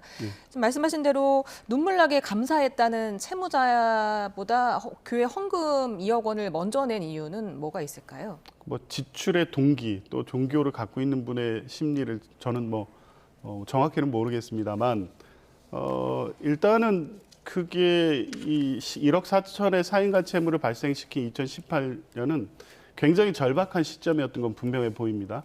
그때 추징금을 변제하지 않음으로 해가지고 2억이 넘는 가산금이 붙고 있는 상황이었고, 그것을 당시에는 직업이 없는 상태였기 때문에 갚을 방법이 없는 상태였습니다. 결국 더 이상 그렇게 될 경우에 완전히 파산 상태로 갈 가능성이 있기 때문에 여러 사람을 통해서 쪼개서 차용을 한 거죠. 당연히 같은 날 내지 하루 이틀 사이에 돈을 빌릴 때는 똑같은 형식의 차용증을 쓰죠. 그거 뭐 다른 방식으로 거기에 돈을 빌리는 사연을 쓰는 게 차용증이 아니지 않습니까? 똑같은 방식으로 써서 변제 기일을 적고 이자율을 적고 이런 차용증을 동일하게 쓰는 게 당연한 겁니다. 그런데 이제 변제하는 과정은 보면 일단 추징금을 계속 연체할 경우에 가산금이 계속 붙기 때문에 의원이 돼서 세비 수입이 발생하고 또 출판 기념회 등을 통해서 기타 소득이 발생했을 때는 당연히 국가 채무인 추징금 납부에 먼저 변제할 수밖에 없었을 겁니다. 2024년까지 그래서 변제를 완료한 거고요. 원래 그게 변제가 빨리 되면 2023년 변제기 안에 사인간 채무를 변제할 계획이 있었겠죠. 본인이 그런 방식의 어떤 정치자금 문제로 그렇게 고초를 겪고 평생을 옥죄한 것이 그 문제였는데 그것을 갚을 생각도 없이 차용증을 썼다? 그럴 게 상식적이지 않지 않습니까? 그런데 먼저 이 추징금을 변제하다 보니 기한이 지체가 된 것이고 그게 24년에 변제 완료가 됐고 그 이후에 발생한 수익으로 어느 시점에서 변제할 계획을 갖고 있었겠죠. 그 시점이 다만 총리로 지명된 후에 인사청문회 그 즈음 어느 정도라고 하더라도 그게 안 갚을 돈을 갑자기 갚았다. 라고 볼만한 여지가 있습니까? 그냥 쭉 변제하는 과정, 채무가 어떻게 형성이 됐고 어떤 채무였고 몇 년도에 뭐를 얼마나 갚았고 이 과정을 보면 그러한 사정이 충분히 설명되고 있다고 봅니다. 알겠습니다. 자, 주제를 좀 바꿔보겠습니다. 어제 이재명 대통령이 장관 11명을 지명했습니다. 이 중에서 눈에 띄는 인물 몇 명이 있었는데 그중에서 철도기관사인 김영훈 고용노동부 장관 후보자. 오늘 첫 출근했거든요. 어떻게 평가하십니까? 김영훈 의원이 김영훈 이제 후보자가 제가 알기로는 지난번에 정의당인가요? 거기서 이제 비례대표로 출마를 이제 준비했던 걸로 알고 있거든요. 근데 이번에 정의당에서 어떻게 했죠? 대선 후보를 냈습니다. 진보당에서는 대선 후보를 안 냈었지요. 근데 대선 후보를 내면서 완주까지 해서 어쨌든 이재명 대표가 가져갈 수 있는 지지율을 좀 감소시키는 이런 역할을 했는데 정의당에서 비례대표로 활동하셨던 분을 이제 민주당에서 장관 후보로 앉힌다는 거 굉장히 좀 정치적으로 좀 상도되게 맞지 않아 보인다라는 생각이 좀 들기는 합니다. 다만 이렇게 평기관사 출신을 장관으로 바로 앉히는 거 굉장히 신선해 보이기는 합니다. 또 하나 이제 우려되는 것은 과연 행정 경험 전체 부처 공무원이 수천 명이 될 건데 수천 명의 부처 공무원들이 이끌 수 있는 행정 지도력을 과연 발휘할 수 있겠느냐 이런 부분에서 조금 우려되는 부분도 있다고 말씀드립니다. 네. 지난 주말에도 이 장관 인선이 늦어지는 데 대해서 한 여권 핵심 관계자가 김민석 총리 후보자가 취임한 이후로 장관 인선을 미루려는 거다. 김 후보자의 국무위원 임명 제청권을 보장해서 힘을 실어주려 한다는 것이다 했는데 인사청문회 하루 전에 이렇게 11명을 발표를 했네요. 꼭 그런 일정을 가지고 했던 건 아닌 것 같고요. 총리가 우선 급하기 때문에 지명하고 인사청문 전체를 신속하게 하면서 이제 장관 인사를 하고자 할 계획이었는데 그게 이제 검증 절차 때문에 조금씩 지연됐던 것 같습니다. 그래서 어느 시점에 이번에 발표한 정도에 대한 1차 검증이 끝나면 발표할 계획이었던 것으로 보여지고요. 그거 꼭 김민석 후보자의 총리이직 취임 이후로 일정을 조절하고 있었던 건 아닌 것 같습니다. 지금 어제 발표된 이 장관 후보자들에 대한 인사 검증이 어느 정도 완료된 시점이 어제였던 것으로 보여지고 지금 이재명 대통령으로서는 하루라도 빨리 내각 구성을 완료해서 지금 이재명 정부가 국민들께 약속한 국정과제를 하루속히 안정적으로 추진해야 될 입장이기 때문에 달리 어떤 일정을 조율하거나 있는 것 같지는 않고 검증의 과정에 따라 순차적으로 지명이 이루어지고 있고 그에 따른 인사청문 절차가 진행될 것으로 봅니다. 예, 송미령 농림부 장관은 오랜만에 이제 유임된 장관인데 국민의힘 내부에서는 여러 가지 얘기가 나오는 것 같더라고요. 굉장히 이게 무슨 의미인지 모르겠습니다. 송미령 장관은 지난 정부에서 민주당이 이제 제출한 입법이죠. 양곡법 개정을 우리가 반대했었거든요. 그 반대 의견을 국회에서 나와서 민주당 의원들한테 얘기를 했던 사람이 바로 송미령 장관입니다. 근데 그리고 또 하나 작년 11월에 양곡법 관련해서 총 4건의 법이 있었는데 그 법을 민주당에서 이제 통과시켰을 때 윤석열 전 대통령에게 거부권을 제안한 사람도 송미령 장관이에요.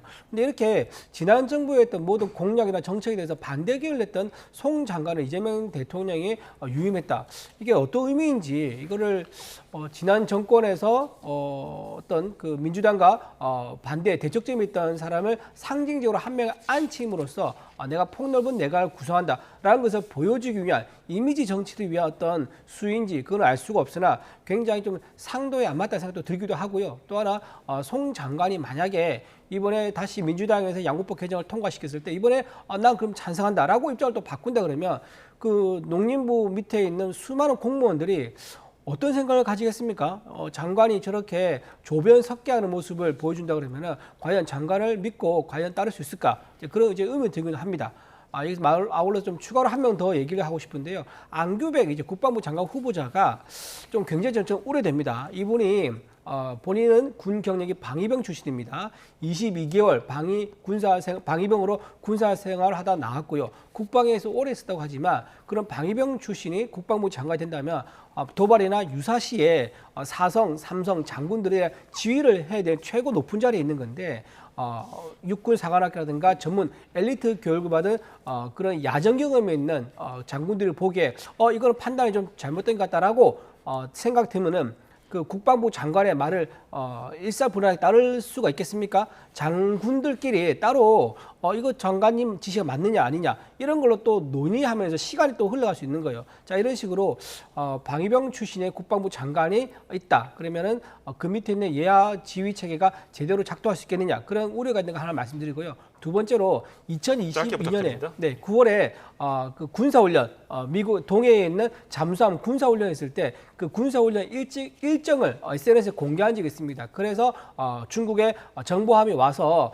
우리를 이제 정보 취합하는 것을 알고 미국의 잠수함에 작전해서 철수를 한 적이 있거든요. 이런 식으로 안보에 대한 개념이 굉장히 약한데 국방부 장관이 된다 그러면 미국과 일본이 우리와 함께 정보에 대한 고도의 정보에 대해서 공유를 하겠느냐, 그리고 국방부 장관이 보고받은 어떤 군사 기밀들을 잘 보안을 유지할 수 있겠느냐, 이거를 또 혹시 SNS 올리면 어떡하나 그런 불안감도 있기 때문에 안규백 국방장관에 대해서는 굉장히 좀 우려가 크다 말씀드립니다. 네, 국민의힘은 과반을 현역 의원으로 지명한 데 대해서 대선 승리의 대가성, 보훈 성격으로 보인다고 비판을 했는데 인사청문회 제도 도입 이후에 현역 의원 출신 국무위원 후보자가 낙마한 사례가 없었다면서요. 그 이유는 뭐라고 보십니까?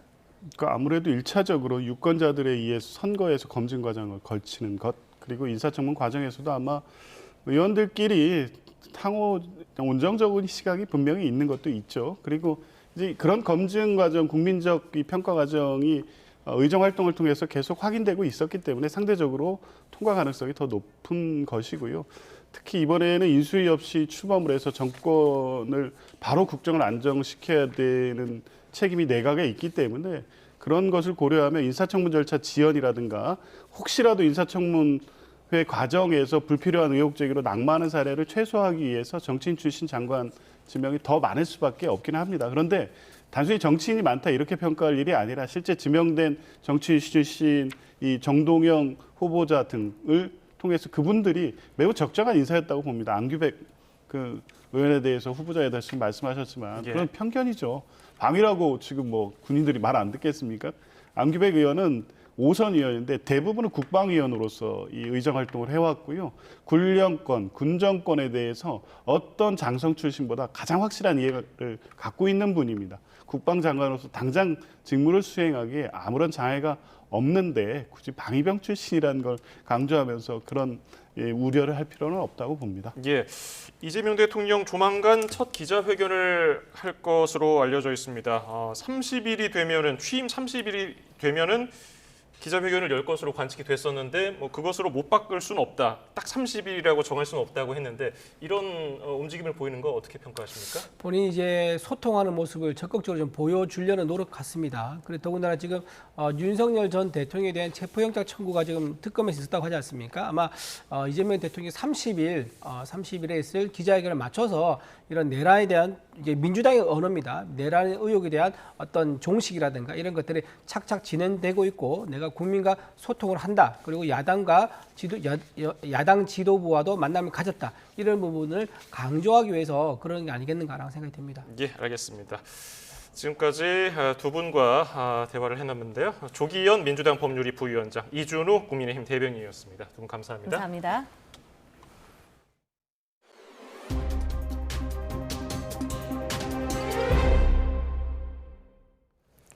서울 아파트값이 고공행진하는 가운데 상승세가 노원과 도봉, 강북 등 서울 외곽 지역까지 확산하고 있습니다. 이 일대에는 최근 들어서 실수요자 중심 내 집 마련 수요가 부쩍 늘었다고 하는데요. 최두희 기자가 현장 다녀왔습니다. 재건축을 추진 중인 서울 노원구의 아파트. 지난 4일 전용 면적 107제곱미터가 7억 9천만 원에 거래되며 신고가를 썼습니다. 호가는 이보다 더 높은 수준에 형성돼 있는데 이 일대 아파트 단지엔 최근 실수요자들의 내 집 마련 움직임이 활발해졌습니다. 전세가 한 80%에 매매가 한 20% 정도 손님인데 지금은 전세 월세가 20% 10%가 매매가 80-90%를 차지해요. 완전 역전이 됐어요. 아파트 너무 비싸니까 구축이라도 와서 지금 집 안 사면 집값이 더 오를 거라고 생각하기 때문에 그런 것 같습니다. 이번엔 강북구로 가봤습니다. 이 아파트는 지난 6일 전용 면적 59제곱미터가 7억 3,300만 원에 거래되며 2개 월세 4천만 원 넘게 올랐습니다. 인근 아파트 매매 거래량은 최근 들어 2배나 훌쩍 뛰었습니다. 이제 6월 들어서 거래량이 그 전 뭐 4월, 3월 그때 비해 2배 늘었어요. 거래량도 늘고 그러다 보니까 시세도 이제 올라갔고 최고 올라갔을 때 그때만큼은 못 갔지만은 그래도 근 몇 년간 중에 제일 올라갔던 건 맞아요 지금. 강남 3구 등 인기 지역 위주로 오르던 아파트값 상승세가 실수요자 중심의 서울 외곽으로도 번지는 양상입니다. 실제로 지난달 하락 또는 보합세를 보였던 노도강 아파트값은 이달 들어 매주 상승세를 기록 중입니다. 대출 의존도가 높은 지역인 만큼 다음 달 3단계 스트레스 DSR 시행을 앞두고 내 집 마련 수요가 몰렸기 때문으로 보입니다. 7월에 이제 시행 예정인 이제 스트레스 DSR 3단계 시행 전에 대출을 좀 승인을 받아서 빨리 내 집 마련을 하겠다라는 의도로 분석을 할 수 있을 것 같아요. 다만 다음 달 이후 거래량이 주춤할 수 있어 상승 추이가 이어질지는 더 지켜봐야 합니다. 이런 가운데 소비자들의 주택가격 상승 전망을 뜻하는 주택가격 전망지수는 3년 8개월 만에 가장 높은 수준을 기록했습니다. YTN 최두입니다. 조선 왕실 건물로 추정되는 관월 땅이 일본으로 넘어간 지 100여 년 만에 그리던 고국으로 돌아왔습니다. 반출된 건축 유산 전체가 온전히 국내로 돌아온 건 이번이 처음인데 우리 정부의 꾸준한 노력과 일본 소장자의 적극적인 협조가 있었기에 가능했습니다. 송지인 기자입니다. 세월만큼 색이 바랜 목조 건물. 하지만 곳곳에서 단아한 기품이 느껴집니다. 일제강점기 일본으로 건너가 관월 땅이라는 이름으로 100년 넘게 이역살이를 해오던 우리 건축물이 마침내 국내로 돌아왔습니다. 양국 불교계 협의 중단과 코로나19 유행에 막혀 정부의 환수 시도가 번번이 무산되길 10여 년. 관월 땅 건물이 있던 일본 사찰의 주지가 적극적인 협조에 나서면서 건물 전체가 돌아온 첫 건축유산 사례가 됐습니다. 特に、歴史的に非常に重要な建物だということは住職になった時から認識しておりましたので、これをやはり現在世界の流れの中での返還帰還というのをぜひ自分の手で行いたいと思いました。 고고학자로서 학자적 양심에 따라 먼저 제안에 나선 그는 건물 해체와 운송 비용도 부담했습니다. 아픈 역사를 끝낸 관월 땅에 대한 연구는 이제부터가 본격적인 시작입니다. 형식상 18에서 19세기 위계가 높은 조선 왕실 건축물로 추정되지만 왕실이 돈을 빌리면서 조선 식산은행에 담보로 잡혔다가 일본 재력가에게 넘겨졌을 거라는 게 지금까지 진행된 조사의 사실상 전부입니다. 건물의 원래 명칭이나 배양 인물, 정확한 위치는 확인되지 않아 앞으로도 지속적인 조사와 연구를 이어갈 예정으로 있습니다. 향후 연구 결과에 따라 관월 땅을 어디에 어떤 형태로 복원할지도 정해질 전망입니다. YTN 송재인입니다. BTS 멤버 슈가가 자폐 스펙트럼 장애 아동을 위한 민윤기 치료센터를 건립하기 위해서 50억 원을 기부하자 팬들이 잇따라 동참하고 있습니다. 세브란스 병원은 오늘 오전 9시 기준 민윤기 치료센터 일반인 기부금이 하루 만에 2억 원을 돌파했다고 밝혔습니다. 민윤기 치료센터 착공식이 공개된 이후 인터넷에는 후원 방법을 묻는 BTS 팬덤 아미의 게시글이 잇따랐고 병원 대외협력실에도 관련 문의가 쇄도한 것으로 전해졌습니다. 현재 경기 남부와 충청, 영남과 남해안을 중심으로 산발적으로 비가 내리고 있습니다. 점차 그 밖의 지역으로 비가 시작되면서 밤사이 대부분 지역에 비가 오겠고 호남은 내일 새벽부터 비가 그치겠지만 전북 동부와 경남은 오후까지, 그 밖의 지역은 밤까지 산발적으로 비가 오는 곳이 있겠습니다. 비의 양은 수도권과 영서, 영남에 최고 60mm, 다른 지역은 5에서 40mm로 예상되는데요. 영남에는 새벽까지, 수도권에는 오후까지 돌풍과 벼락을 동반한 강한 비가 내리는 곳이 있겠습니다. 또 서울 낮 기온이 25도 등 대부분 예년 기온에 밑돌겠지만 습도가 높아 체감 온도는 이보다 높겠고 후텁지근하게 느껴지겠습니다. 날씨 정보였습니다.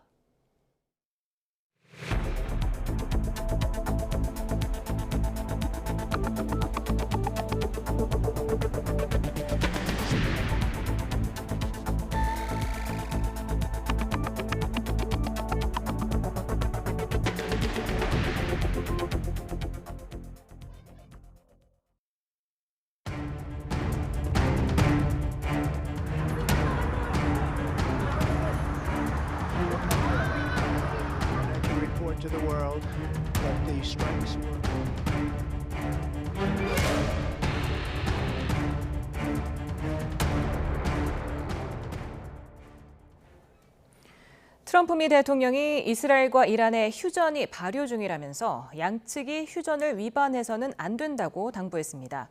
트럼프 대통령은 현지 시간 24일 새벽 1시 10분쯤 소셜미디어에 휴전이 지금 발효 중이다, 위반하지 않기를이라고 썼습니다. 이란 국영 프레스TV도 이 글이 올라오기 직전 이스라엘 영토에 대한 4번의 공습을 끝으로 휴전이 발효됐다며 이에 따라 군이 공습을 멈췄다고 보도했습니다.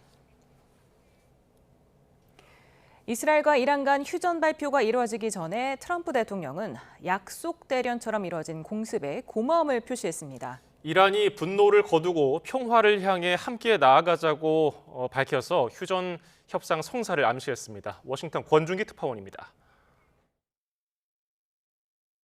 트럼프 대통령은 자신의 SNS에 올린 글에서 공격을 미리 알려준 이란에 감사하다고 썼습니다. 미사일 발사를 사전에 알려준 덕에 사상자가 나오지 않았다는 겁니다. 또 이란이 매우 약한 대응을 내놔 효과적으로 방어할 수 있었다고 평가했습니다. 미국인은 아무도 다치지 않았고 피해도 거의 발생하지 않아 매우 기쁘다는 표현도 썼습니다.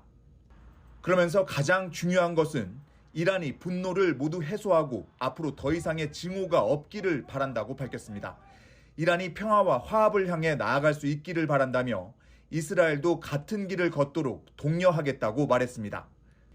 이어진 글에서는 이제 평화의 시간이 왔다며 전 세계에 축하한다는 글을 대문자로 강조했습니다. 목표로 했던 핵무기 제거를 성공적으로 마친 만큼 더 이상의 확전을 바라지 않는다는 뜻을 분명히 한 것으로 보입니다.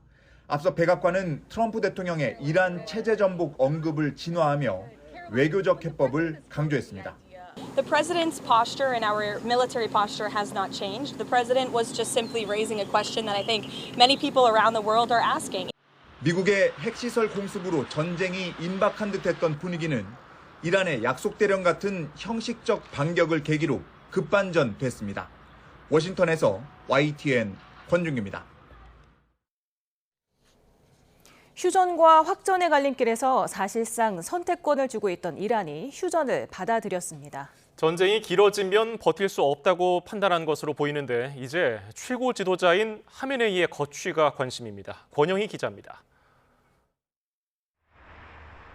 미국과 이스라엘에 대한 보복 수위를 조절해오던 이란이 더 이상 버티기 힘들다고 판단했습니다. 보유하고 있는 미사일 수가 제한적인 만큼 이스라엘 공격을 지속하기 힘듭니다.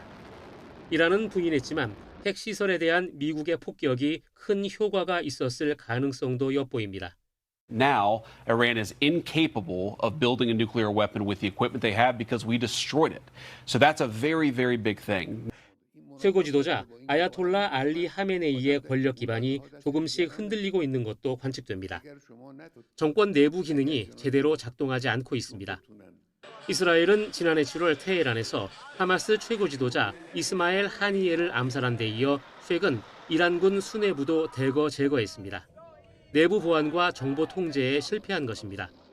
이란 내부에선 짧은 시간에 이런 지경에 이른 데 대해 당혹스러움과 함께 정권에 대한 반감도 커지고 있습니다. There are elements within the Revolutionary Guards who might be frustrated with his leadership and management of the country's deterrence. 이란 정권이 민심 안정을 위해 온건 성향 인사를 전면에 내세우거나 최고 지도자의 권한을 축소하는 조치를 할 가능성이 있습니다. 신정체제 붕괴를 막기 위해 아예 하메네이가 후계자에게 권좌를 넘기는 방안도 점쳐집니다. 이럴 경우 오랫동안 후계자로 여겨져 온 하메네이의 아들 모즈타바 하메네이가 유력한 후보입니다. 또 개혁 성향을 갖고 있는 이슬람 혁명의 아버지 호메이니의 손자인 하산 호메이니도 거론됩니다. YTN 권정입니다. 조은석 특검이 이끄는 내란 특검팀이 윤석열 전 대통령에 대한 체포영장을 전격 청구했습니다. 조금 전 박지원 특검보의 브리핑 내용 들어보겠습니다. 금일특검은 윤석열 전 대통령에 대해 특수공무집행 방해죄 등으로 체포영장을 청구하였습니다. 경찰의 출석 요구에 2회에 걸쳐 불응하고 특검이 수사를 개시한 6월 18일 이후인 19일에도 출석에 불응하면서 이후 소환에도 응하지 않을 것을 명백히 밝히고 있는 바 6월 23일 사건을 인계받은 특검은 사건의 연속성을 고려하여 조사를 위해서 체포영장을 청구하게 된 겁니다.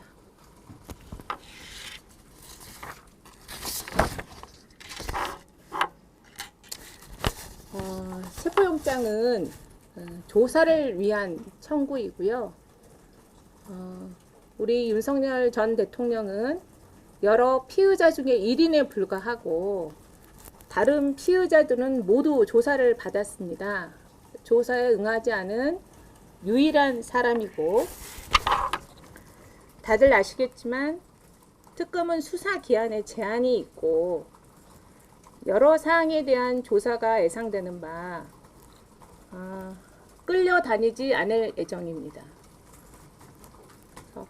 법불악이 형사소송법에 따라서 엄정히 진행할 예정입니다. 우선 이상입니다.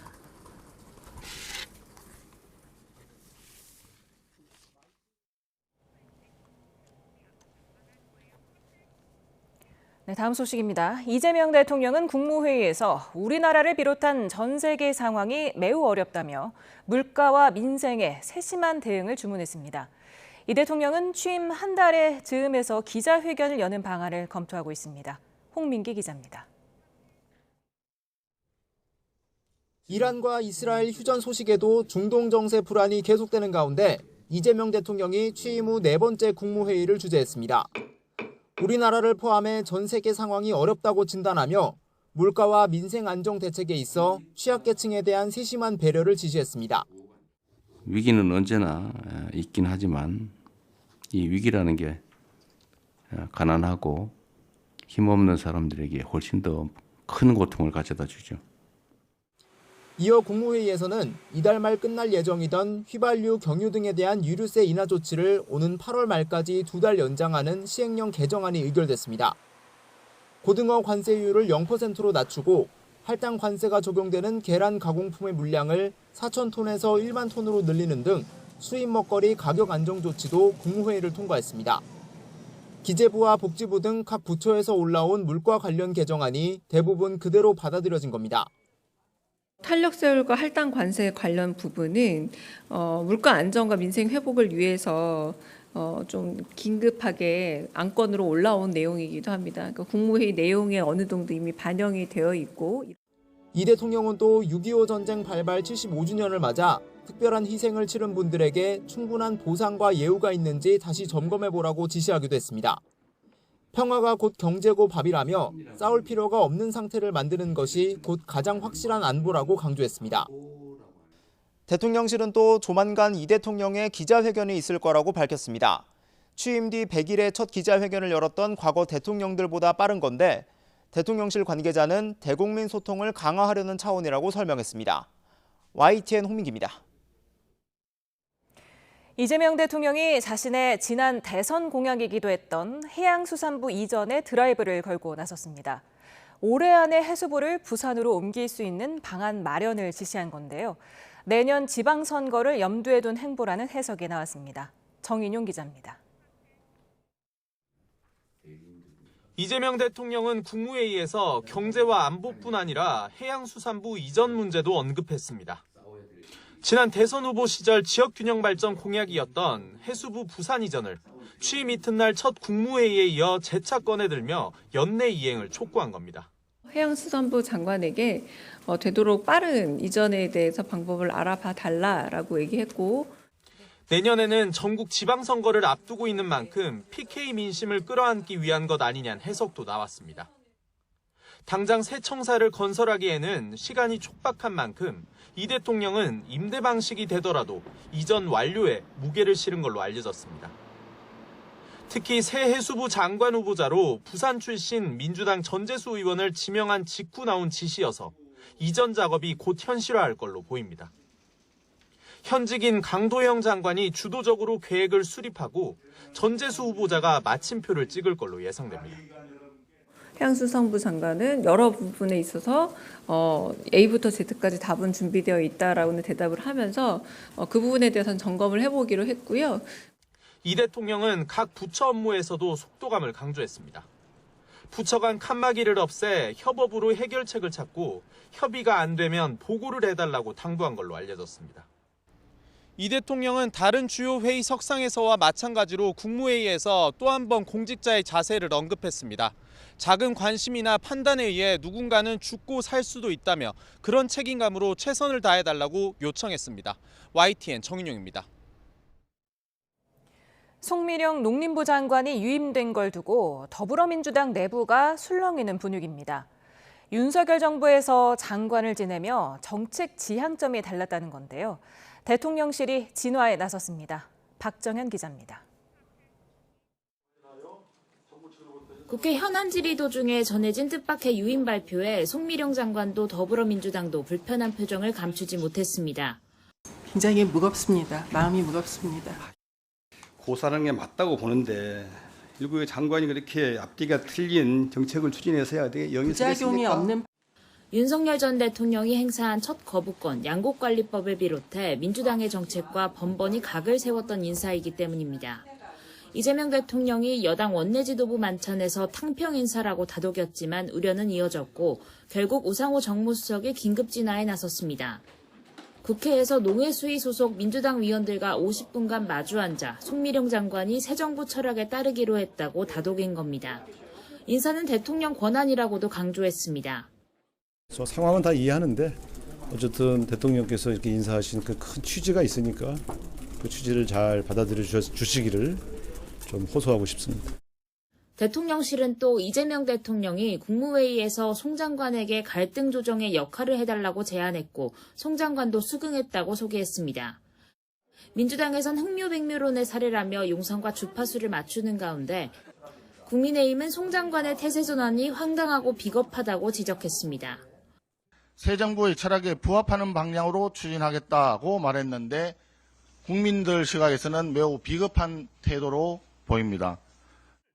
진보정당 농민단체에서도 송 장관의 유임을 철회하라는 목소리가 나왔고 나아가 계엄선포 국무회의에 참석한 내란 세력이라고도 직격했습니다. 여야 모두 속내가 복잡한 유임 결정인 건데 송 장관이 앞서 농망사법이라고 비판한 농업사법 처리가 첫 시험대가 될 거로 보입니다. YTN 박정현입니다. 이재명 정부 첫 고용노동부 장관에 지명된 김영훈 후보자는 철도기관사 명예퇴직을 신청하고 인사청문회 준비에 돌입했습니다.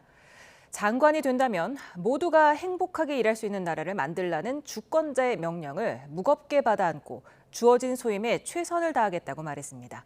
이문석 기자입니다. 이재명 정부 초대 고용노동부 장관에 지명된 김영훈 전 민주노총 위원장. 지명 후 처음 공식 석상에 서서 무거운 책임감을 느낀다고 말했습니다. 가장 시급한 과제를 물은 기자 질문에 분절화된 노동시장 통합이라고 답했습니다. 법의 보호밖에 내몰려 있는 수많은 일하는 사람들, 평범한 우리 이웃들의 일할 권리를 보호하는 것이 가장 시급하고 중요합니다. 김 후보자는 지난 92년부터 한국철도공사에서 기관사로 근무했습니다. 장관 후보로 지명된 순간에도 부산발 서울행 ITX 새마을호 열차를 직접 운행하고 있었습니다. 철도기관사를 하며 두 차례 철도노조 위원장, 민주노총 위원장 등을 지내는 등 노동운동에도 앞장섰습니다. 그래서 노동계 기대가 높은데 앞으로 이른바 노란봉투법과 정년 연장 등 노사가 첨예하게 대립하는 과제들을 어떻게 풀어나갈지 관심입니다. 어떤 제도나 정책도 당이나 명분으로 밀어붙이지 않겠습니다. 꿈꾸는 기관사가 필명인 김 후보자는 열차에서 내려와 코레일에 명예퇴직을 신청했습니다. 대신 노란봉투법 같은 현안이 산적한 노동행정기차를 이끌기 위해 검증 절차 출발선에 섰습니다. 스스로 밝힌 목적지는 노동이 존중받는 대한민국입니다. YTN 이문석입니다.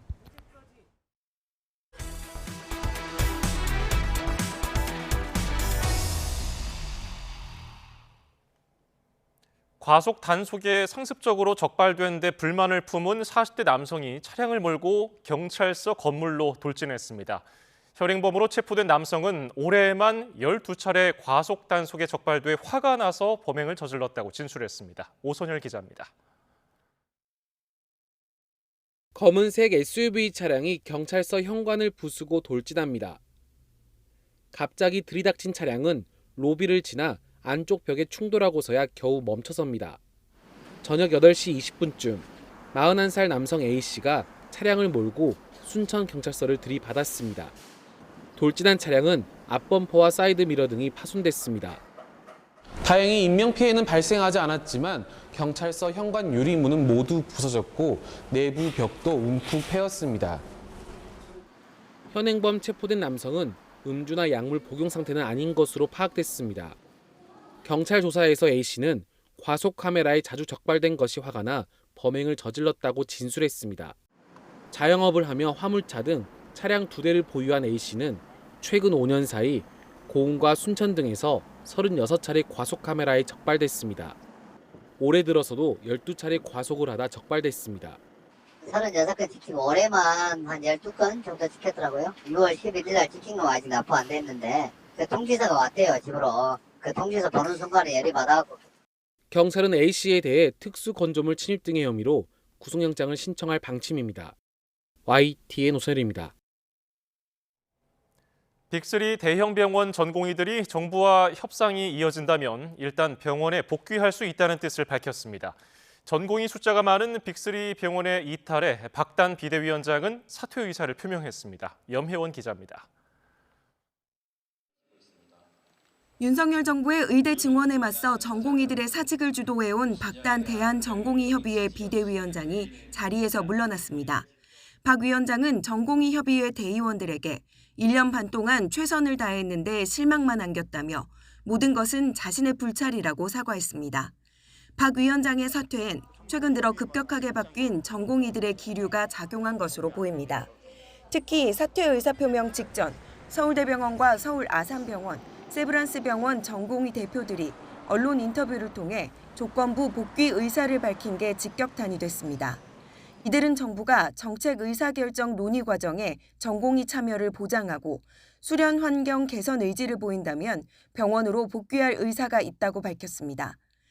전공의들은 지난해 병원을 떠난 뒤 의대 증원 백지화 등 7대 요구안을 조건으로 제시해왔지만 지금 시점에서 이를 고수하지는 않겠다고 말했습니다. 이들 3개 대형 병원뿐만 아니라 고려대 의료원까지 4개 병원 전공의들이 함께 정부와 대화할 준비가 돼 있다는 입장문도 발표했습니다. 1년 반 가까이 유지해온 전공의들의 강경 기조에 변화가 생긴 겁니다.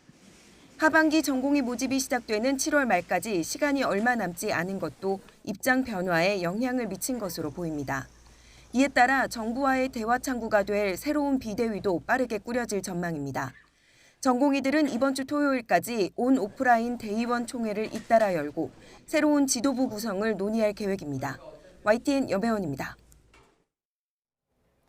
현대제철은 지난 2021년 직접 고용을 요구하며 점거 농성을 벌인 하청 노동자들을 상대로 200억 원대 거액의 손해배상 소송을 냈습니다.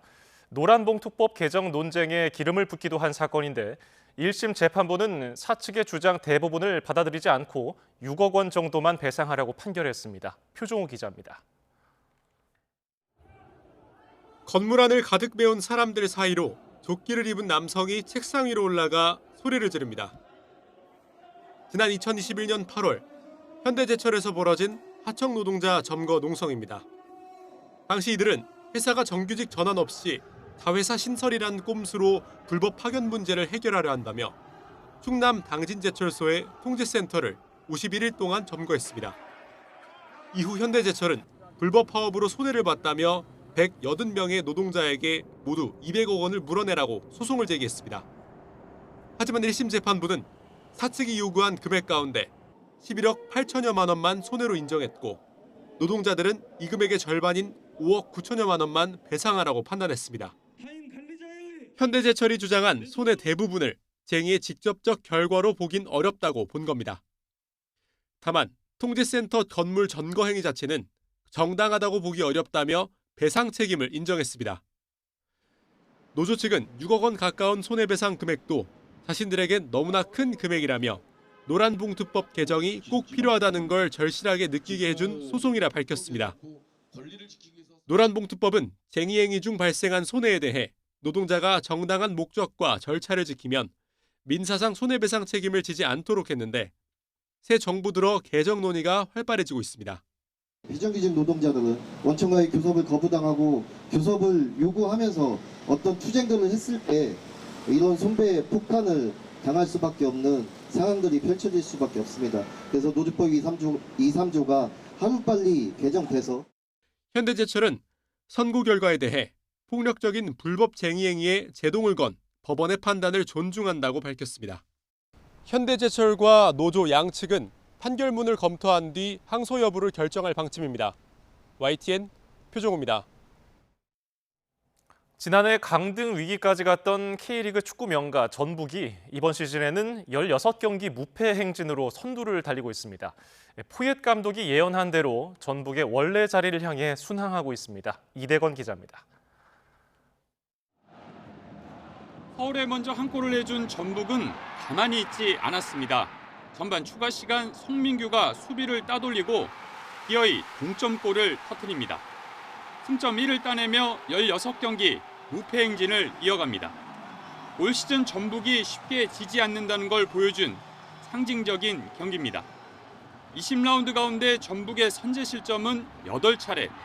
이 가운데 단 한 차례만 빼고 모두 비기거나 경기를 뒤집었습니다. 이 기세로 올 시즌 20경기 만에 강등 위기에 몰렸던 지난 시즌 승점에 도달했습니다. 2위 대전과의 승점 차도 무려 8점에 이릅니다. K리그1 최다 골인 34골과 최소 실점을 자랑할 정도로 선수들의 사기는 충만합니다. 전북이 정말 K리그에서 최고의 클럽인 것 같고 전북의 이 엠블럼에 걸맞는 또 선수 팀이 되도록 저희 모두 최선을 다하겠습니다. 감독 한 명 바꿨을 뿐입니다. 취임 직후 포옙 감독은 축구의 기본만 살리면 전북은 축구 명가로 부활한다고 예언했습니다. Returning to probably where the fans and everybody related to 전북 will like the club to be. 이 예언대로 올 시즌 전북은 K리그에서 원래 있던 자리로 돌아가고 있습니다. YTN 이다운입니다.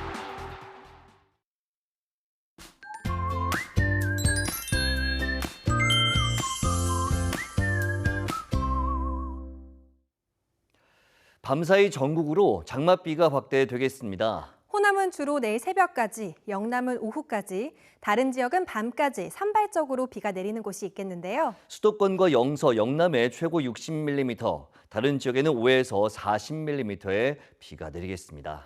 특히 영남은 내일 새벽까지, 수도권은 내일 오후까지 돌풍과 벼락을 동반한 강한 비가 쏟아질 수 있겠습니다.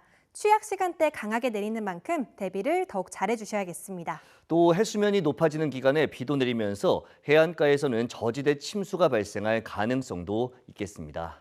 내일 낮 기온은 서울 25도, 대전 24도, 광주 26도, 대구는 28도로 전국적으로 예년 기온을 밑돌겠습니다. 하지만 높은 습도 탓에 체감 온도는 이보다 높겠고 후텁지근하게 느껴질 수 있겠습니다. 모레는 장마가 쉬어가면서 다시 무더위가 찾아오겠고요. 금요일 밤부터 주말 사이에는 다시 대부분 지역에 장맛비가 내리겠습니다. 장마철에는 빨래가 잘 마르지 않기 때문에 냄새가 나는 경우가 많은데요.